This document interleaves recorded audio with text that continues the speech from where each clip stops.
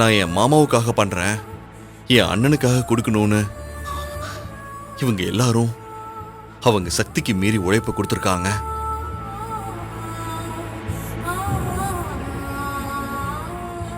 அப்புறம் ஆறுமுகம், அவருக்காக நான் என்ன பண்ணியிருக்கேன்? மாப்ள, அவர் எனக்காக இதெல்லாம் பண்ணணும்னு கூட அவசியமே இல்லை. நான் சத்தியமா சொல்றேன், பணத்தை வச்சு எல்லாத்தையும் விலை பேச முடியும்னு சொல்லுவாங்க. ஏன் பணத்தை வச்சுதான் விலையே பேசுவாங்க. ஆனா என்ன பொறுத்த வரைக்கும் இந்த பணம் கூட விலை மதிப்பே இல்லாத ஒண்ணுதான். எந்தவித எதிர்பார்ப்பும் இல்லாம என் மேல நீங்க காட்டுற இந்த அன்பு பாசத்துக்கெல்லாம் நான் காலம் புறம் உங்களுக்கு எவ்வளவு செஞ்சாலும் அது ஈடே ஆகாது. மாப்ள,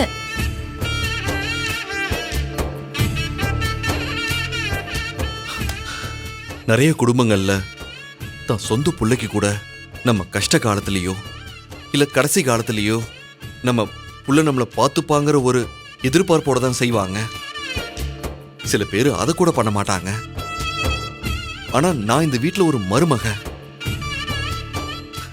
எனக்காக இதெல்லாம் எப்படி எப்படி உங்களால இவ்வளவு பண்ண முடியுது?